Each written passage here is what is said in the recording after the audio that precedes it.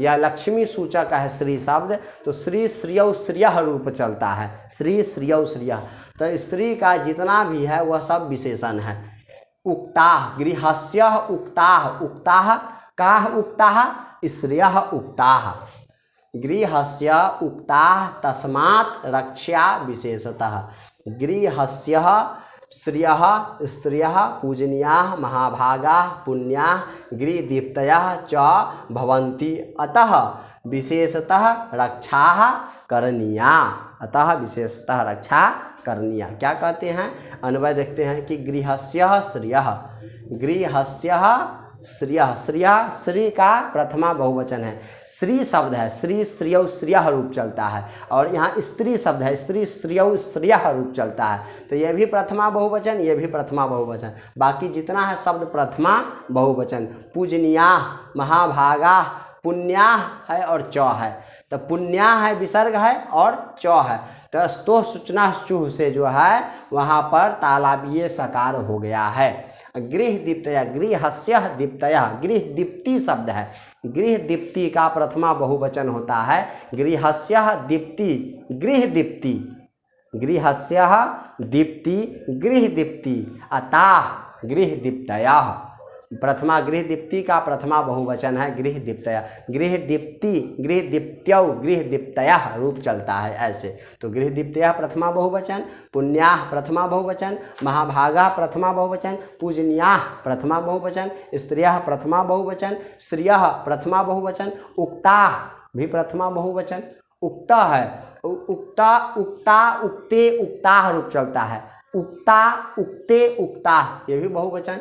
आरक्षा विशेषतः, तो गृहस्य कहता है गृहस्य श्रियः, गृहस्य श्रियः गृहदीप्तयः पुण्याः महाभागाश्च स्त्रियः पूजनीयाः उक्ताः, उक्ताः माने कही गई है, सन्ति तस्मात् एताः विशेषतः रक्षाः भवन्ति, विशेषतः रक्षा करणीया, विशेष रूप से रक्षा करनी चाहिए। तो गृहस्य घर की लक्ष्मी, गृहस्य श्रियः घर की लक्ष्मी, गृहदीप्तयः घर की शोभा बढ़ाने वाली, पुण्याः अपने सदकर्म से अपने सुकर्म से, महाभागाः महान लोगों के द्वारा, स्त्रियः स्त्रियाँ ही है, पूजनीया उक्ता पूजनीया स्त्रियाँ ही कही गई है, महान लोगों के द्वारा पूजनीया किसको कही गई है, तो स्त्रियां को कही गई है। तस्मात् जिसके कारण एता स्त्रियां ये सभी स्त्रियां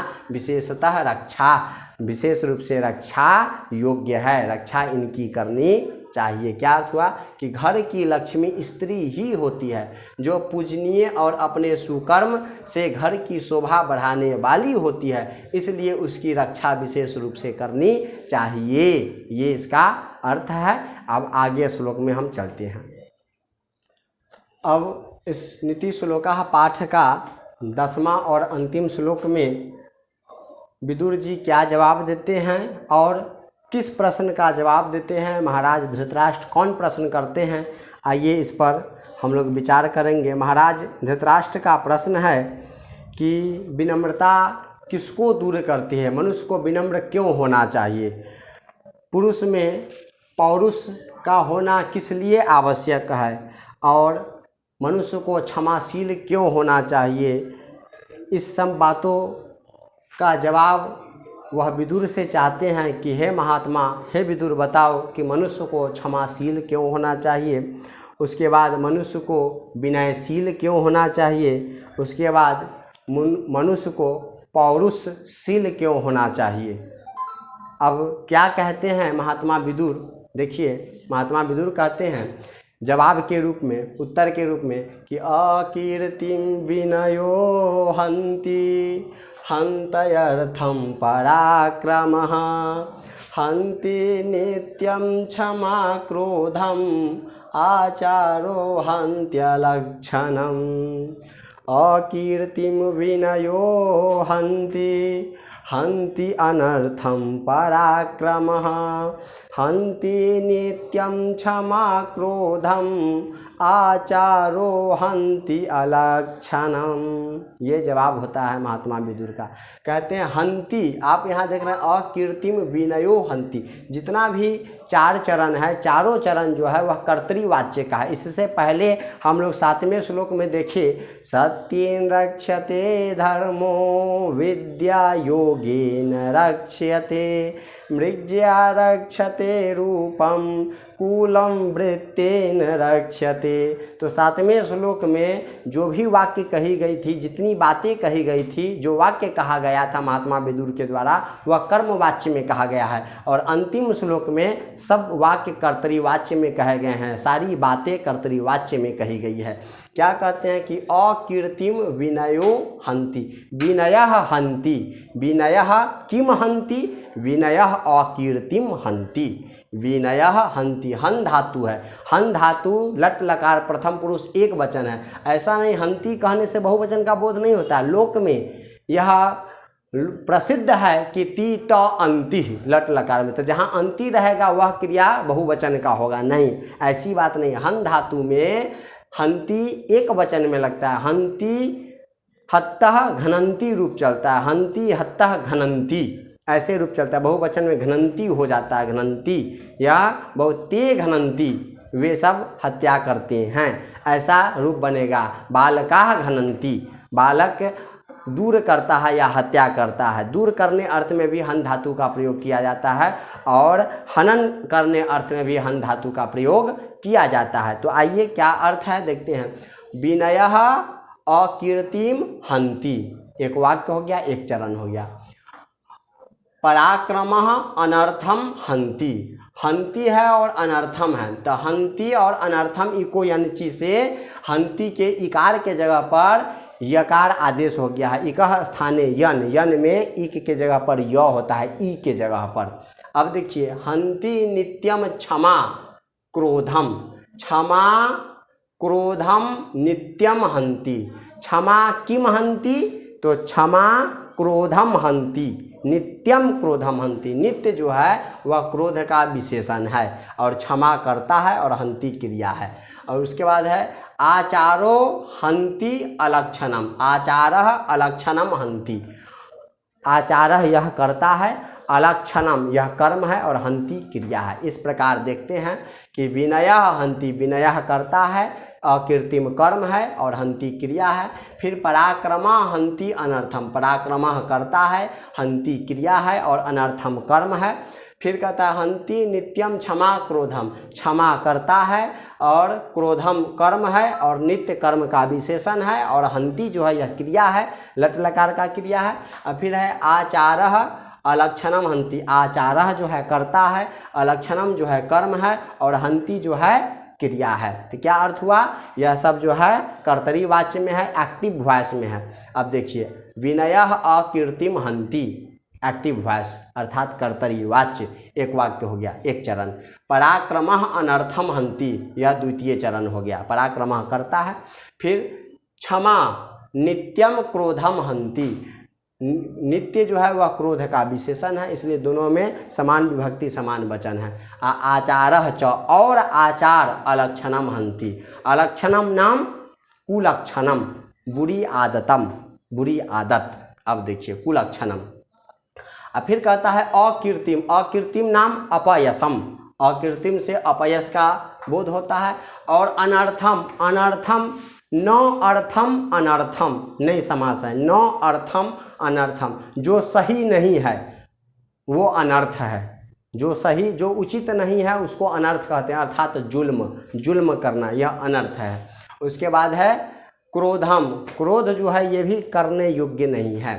अब क्या अर्थ हुआ, विनम्रता अपयश को दूर करती है या विनम्रता अपयश का नाश करती है। पौरुष जुल्म को दूर करती है या पौरुष जुल्म का नाश करती है।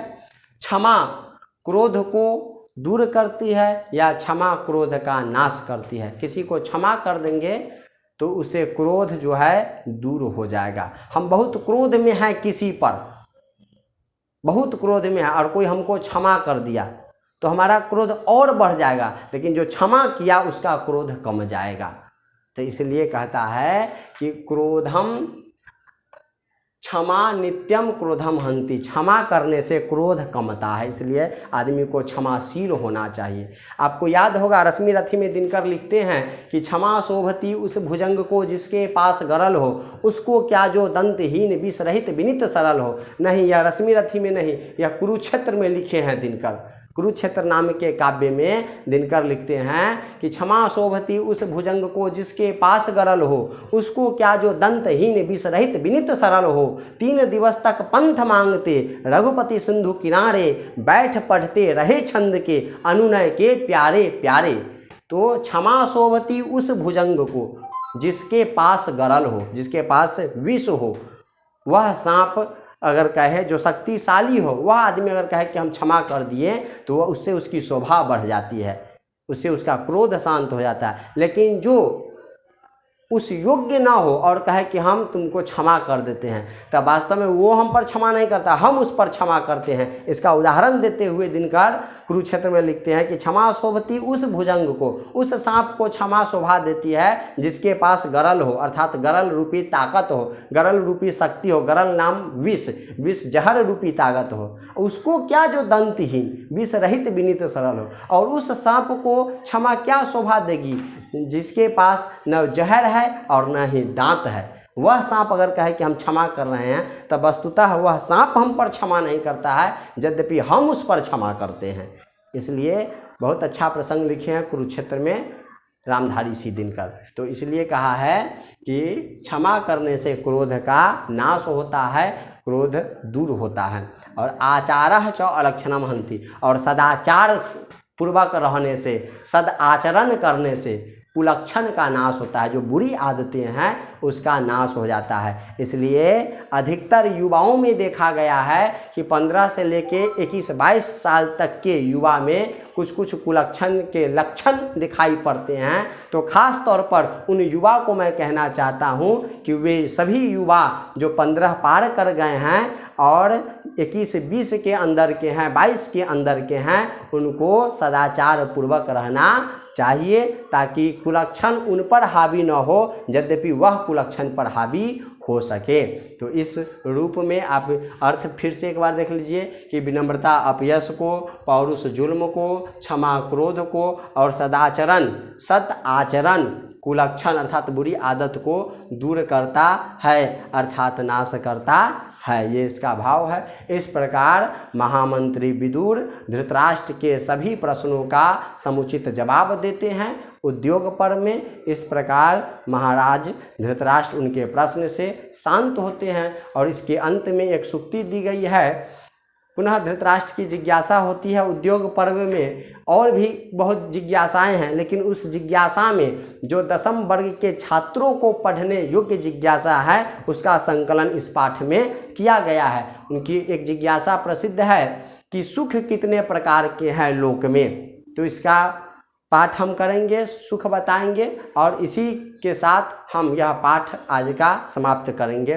तो महात्मा से जिज्ञासा है धृतराष्ट्र की कि सुख कितने प्रकार के हैं। तो कहते हैं विदुर, महात्मा विदुर कहते हैं धृतराष्ट्र को कि राजन सुनिए, अर्थागमो नित्यम रोगिता च प्रिया च भार्या प्रियवादिनी च वश्यश्च पुत्रो अर्थकरी च विद्या षड्जीवलोकस्य